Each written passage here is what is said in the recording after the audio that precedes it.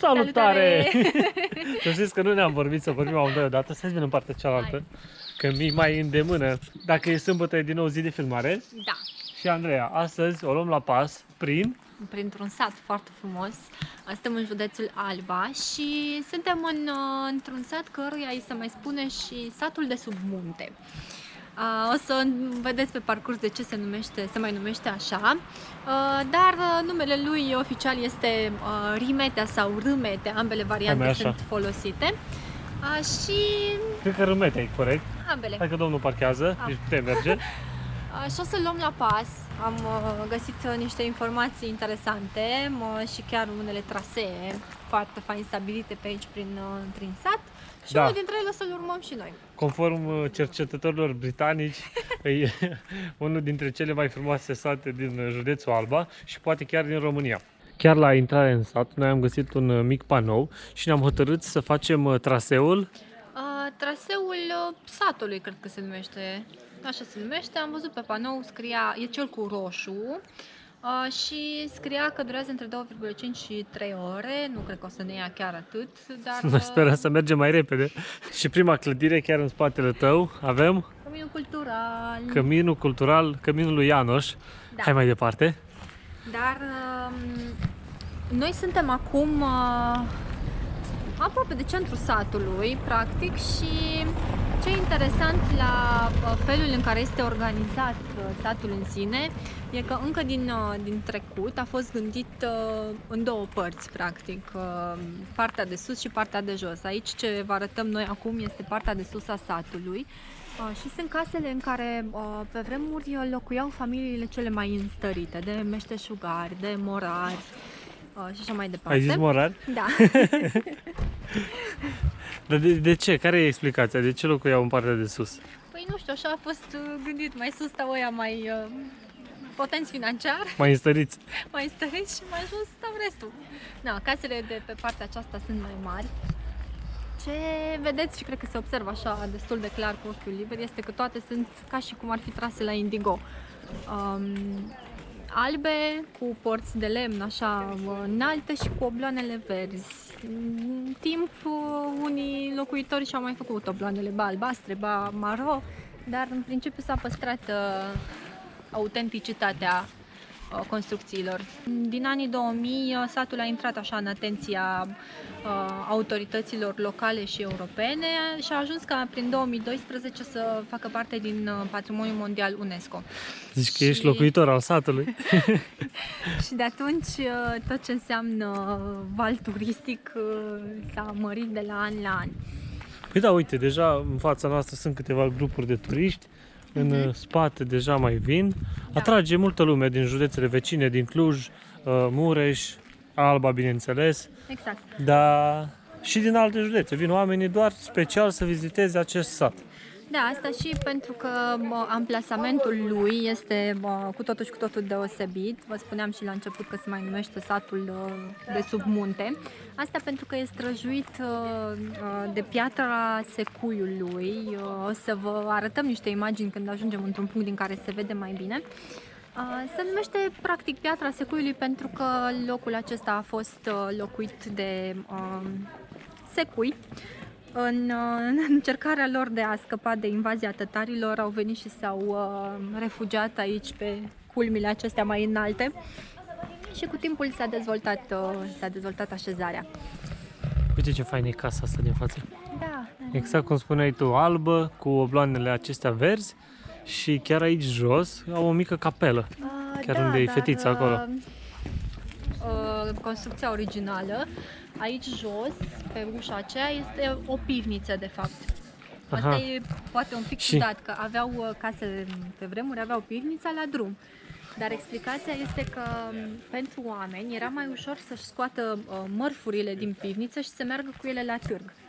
Pentru că mulți dintre ei erau negustori, meșteșugari, la un moment dat aici s-a trăit foarte mult din minerit. Dar cu timpul activitatea aceasta a încetat. Deci cumva în căsuța asta din pivniță au făcut o mică capelă, nu? Acum, da, cu timpul. Nu știu exact ce este, da, cred că e o capelă. Uitați, așa arată în interior. E foarte, foarte bine așa îngrijită și totul e foarte curat și organizat. Bun, Hai să ne mai continuăm plimbarea noastră pe aici prin Sătuc, să vă mai arătăm aceste case care toate sunt la dung, așa, puse la punct. Deci cred că e primul sat, momentan, în care n-am văzut o casă lăsată așa, uitată, știi? Da, nu știu, sunt curioasă să mergem pe restul traseului. Va trebui să facem la stânga, acolo în față și să urcăm. Exact, chiar acolo în capătul străzii. Să vedem ce mai descoperim. Și momentan tot drumul ăsta e din piatră. Deci nu e deloc asfalt, doar în partea de jos, drumul principal, găsim asfalt. Da, cel Aici, de tranzit, practic. aici așa super autentic, doar piatră. Vezi, aici nu-i marmură, Andreea. Te întorci un pic spre dreapta. M-am întors. Mai mult spre dreapta. Acolo în față se vede un pic din piatra Sus de tot. secului. Da, o să ajungem mult mai aproape și arătăm la momentul potrivit. Da. Hai să mai mergem. Ah, și uite, casa asta din spate e monument istoric. Văd că are semn chiar acolo sus pe poartă. Uite imaginea cu aceste două case. Suntem chiar în centrul satului, asta e cea mai mare piață. Vedem așa stânga-dreapta aceste căsuțe. Aici e o mică terasă frumos, acolo un magazin, adică un chioșc cu chiurtoș, langoș și chiar vis-a-vis este barul satului, barul local, așa o clădire micuță. Și așa arată locul. Am făcut așa un mini 360 și aici mai este o informație importantă. Găsim izvorul. Voiorul Mare se numește. E practic un izvor captat în trepte, care are mai multe bazine de diverse dimensiuni și pe care localnicii îl foloseau în trecut pentru alimentarea pentru adăparea animalelor, pentru spălatul rufelor și consumau și apă din izvor. Deci avea mai multe utilități, toată energia satului era aici în mijloc. Exact. Și când aveau nevoie de apă, contează că e potabilă sau să spele lucruri și bineînțeles pentru animale, aici era toată energia. Da, foarte tare. Acum e pur și simplu așa un izvor cu un debit super mare, merge așa pe un făgaș și apoi are în partea de jos două bazine destul de mari. Haideți că am văzut cum arată centrul satului și șirul de sus de case, dar noi ne continuăm drumul pe traseul satului și intrăm pe străduțele lăturalnice deja, să vedem care e atmosfera, cum arată casele și ce se întâmplă aici. Mai sunt așa câteva grupulețe de turiști care fac tot traseul ăsta, restul, adică majoritatea o iau doar acolo pe centru, da, unde sunt cele mai renumite case și cele mai frumoase. Dar sunt și mulți care vin pentru activitățile care se pot face în zonă. Că sunt trasee care duc pe piatra secuiului foarte multe. Se poate face escaladă, se poate face rafting pe râul Rimetea care trece pe aici prin sat. Aha. Și se mai sare și cu parapanta. Na, aia de Ce treabă. drăguț e terasa asta! Da. Ce fain! Uite și e o bornă kilometrică. Ce Deci. frumos miroase! Da, ai văzut de la ce? Deci până în Colțești mai avem 3 km și până în Aiud 23. Foarte tare terasa asta. Și ăsta e micul băruleț? Mă, ce fain miroase! De aici poți să-ți cumperi bine. ceva? Dar ce sunt astea? Ceva flori, dar miros foarte frumos, nu știu cum se numesc. Nu-i liliac. Ei, liliac. E ceva floare curgătoare. No, nu-i deschis la bar să bem un suc. N-am văzut că e... Am văzut că e închisă ușa. Nu-i nimeni. Nu-i nimeni. Poate deschid mai pe la amiază, că încă e așa mai dimineață momentan. Uite că Îmi place. și căsuțele de pe strada asta, majoritatea sunt renovate. Ai văzut acolo ce candelabru? Am văzut, Uite. da. Din roată de căruță. Chiar acolo, așa cu 3 becuri. Foarte tare. Uite, dar agenția poștară. Nu cred.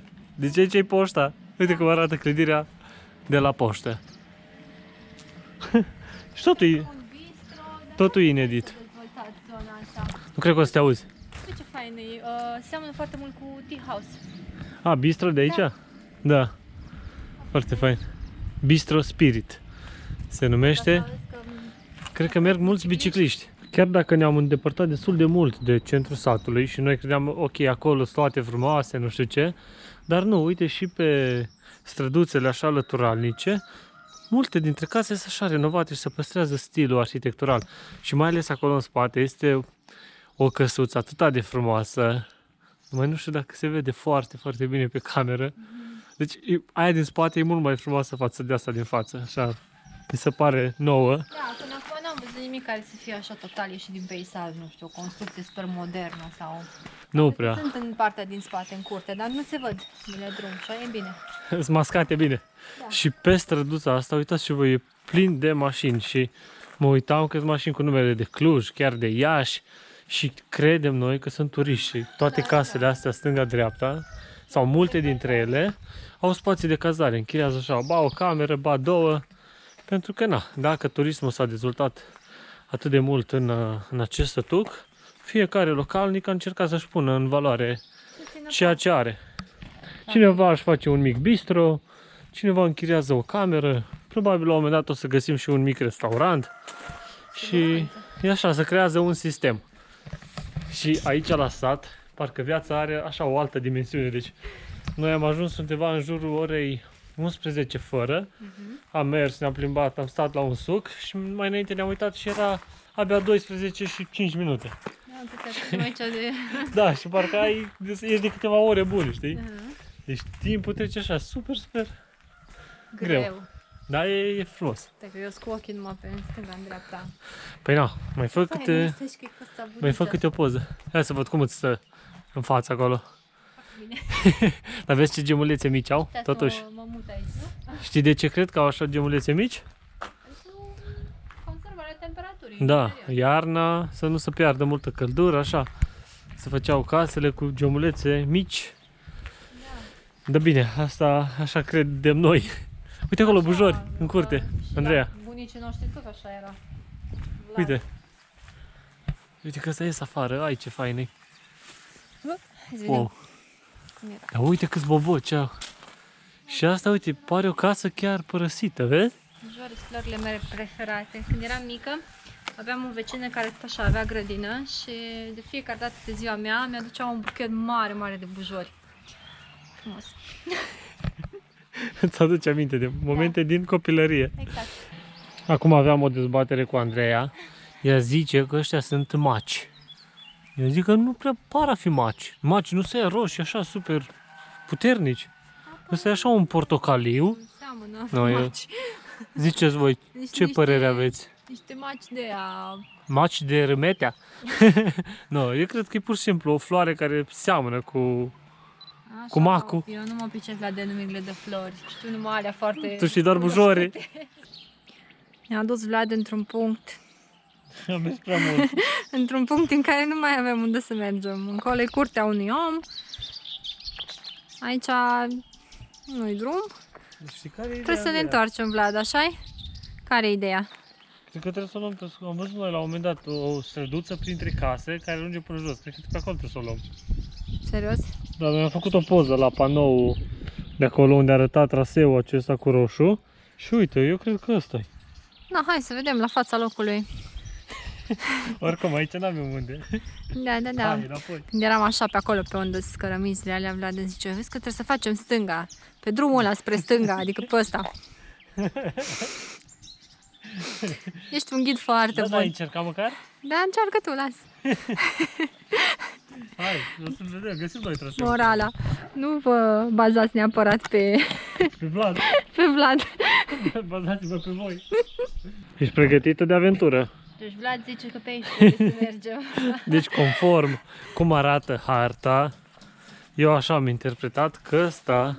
Dar tot așa interpretat și cu drumul la stânga. Ăsta e... Păi asta era drumul la stânga. Da. Deci pe aici merge traseul, să ajungem din nou în partea de jos a satului. Pe străduța asta așa, între căsuțe. Asta nu-i străduță. Nu străduță, cum se zic, alee, potecă. Hai, potecă. Cred că potecă e corect. Cum ești? E plin de urzici pe aici, stânga-dreapta. Am văzut. Deci dacă veniți cu pantaloni scurți, Nu veniți. nu veniți. Luați-vă pantaloni lungi, ce strâmtui. Da, asta tot, da, traseu turistic. Uite că aici au călcat cineva iarba, deci a mai fost cineva înaintea noastră, Andreea. Da. A, deci trebuie avut grijă, parcă se îngustează din ce în ce mai tare, ia uitați.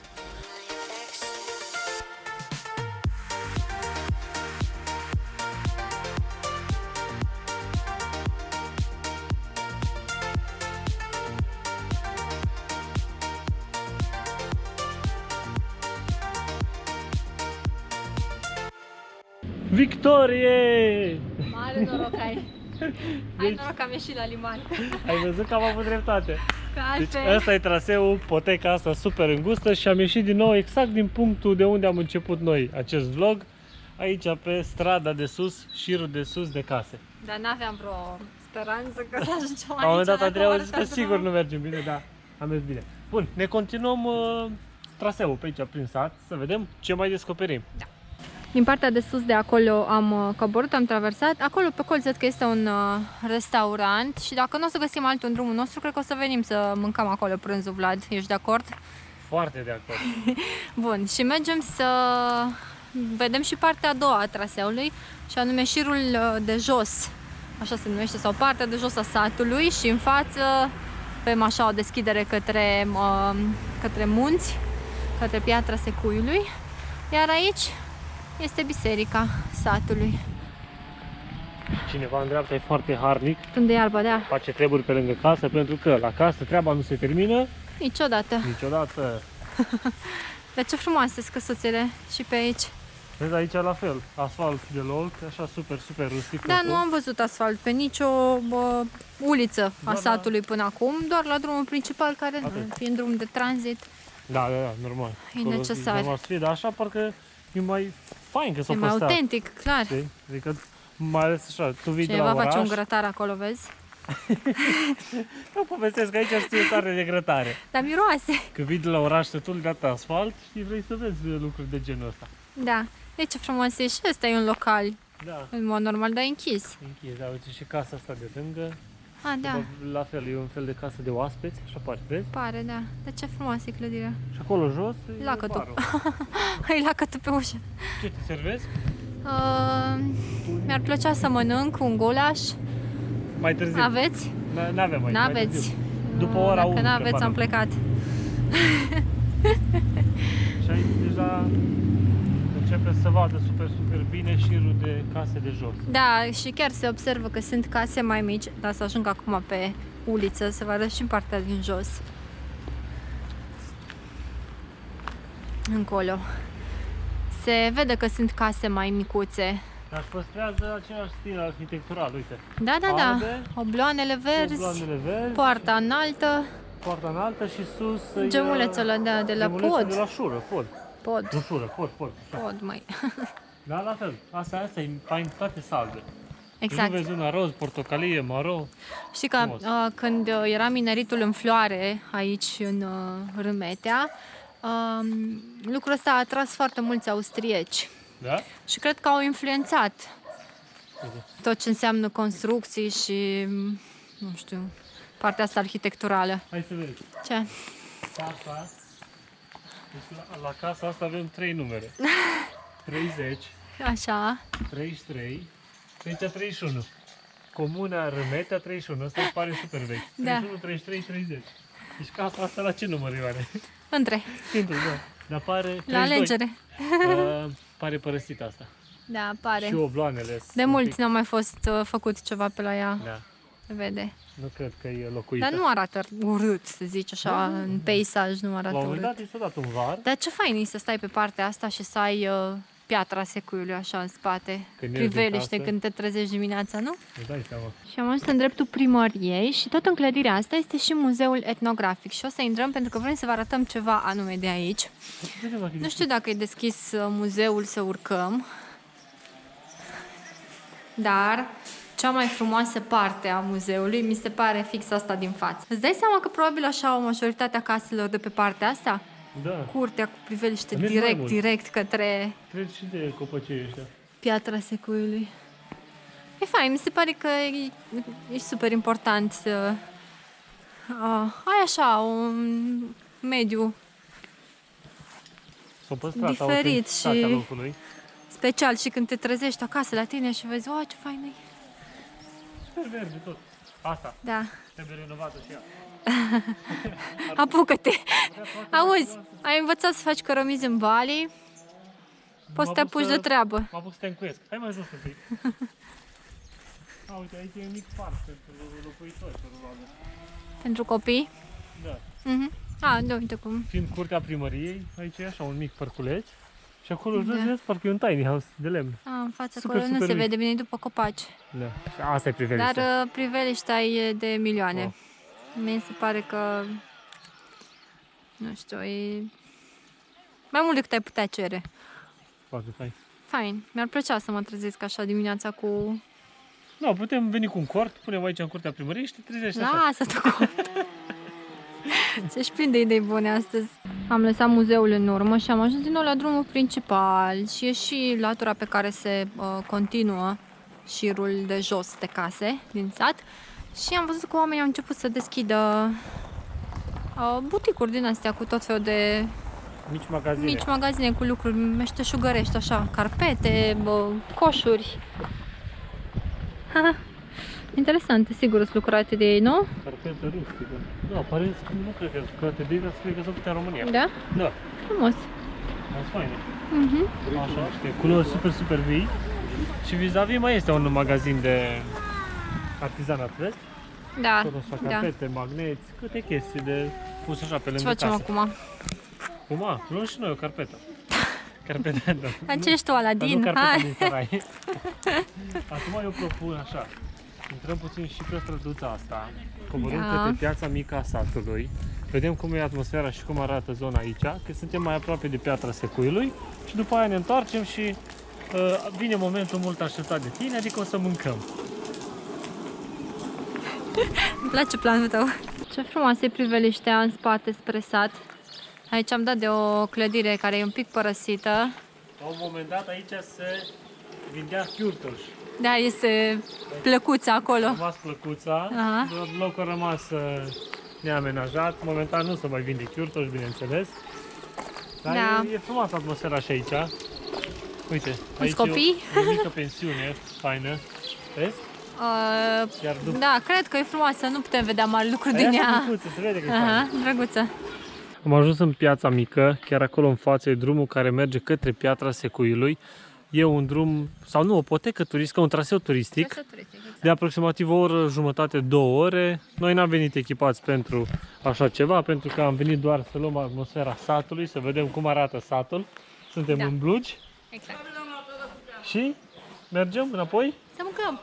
Mergem înapoi să căutăm un loc să mâncăm. Am văzut acel restaurant pe colț, să vedem dacă sunt locuri. A început și să picure deja. Da. Oricum, a ținut vremea cu noi până acum. Meteorologii, domnul Busu arăta că plouă toată ziua, dar uite că n-a plouat. Bun, Și ai după suflet. Da. Facem Începe aici. să plouă. facem în piața mică sensul giratoriu și ne întoarcem către restaurant.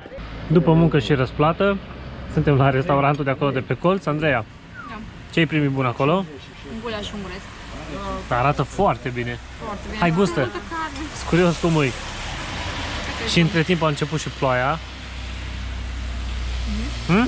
Merge? Foarte bun. Super. Pâine de casă și eu am o bombă atomică. Bombă calorică. Multă smântână, brânză, ceapă, slănină și bineînțeles mămăligă. Da. Succes. Mie mi-e frică să gust, dar o să fac curaj. Și apă tonică, adică sifon, nu tonică. Da, eroarea mea. Bun, poftă bună, Andreea. Gata și masa noastră aici. Gata, langoș. Și a chiurtoș. Și a chiurtoș. Deci dacă vă întrebați a ce miroase în râmete, acum langoș și chiurtoș. Cum a Da. fost masa, Andreea? Prea mult a fost. A fost Porția mare. bună, porția foarte mare. N-am putut mânca tot, bineînțeles. S-a sacrificat Vlad și pentru tine. Păi carnea aia de porc era foarte, foarte bună. Tu ai avut un gulaș 20 de lei, mămăliguța aia care era o mămăligă cu brânză și smântână, tot 20 de lei și sticla aia mare de sifon la Cât 2 credeți? litri. Cât credeți că a costat sifonul la 2 litri? Scrieți repede în comentarii și pe aia vă zicem noi. Vă răspunde la comentarii, da. Deci o sticlă mare de sifon, 2 litri, 4 lei. Wow, deci am rămas surprins. Am zis la Andrei, o să plătim undeva 10-15 lei pe ea, sigur. Dar de unde? Da, deci o masă aici, 44 de lei. Și Da. cam asta a fost experiența noastră astăzi. Dar mai putea mânca o persoană pe lângă noi. Așa multă mâncare, da. Cum ți s-a părut vizita în Remetea? Da, ne-a prins foarte bine. Ne-am Chiar bucurat da. de liniștea asta de aici, chiar dacă a plouat așa un pic, am avut noroc că eram la masă când a început ploaia. Cum s-a oprit? Acum s-a oprit, de mai picură un pic.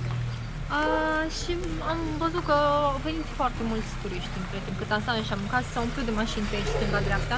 Da, pentru că lângă Remetea mai este un sat Colțești și acolo este și o mică cetate. Cetatea Trascăului. Și probabil cum a venit ploaia, hai toată lumea în Rămetea, că acolo e satul e un pic mai micuț.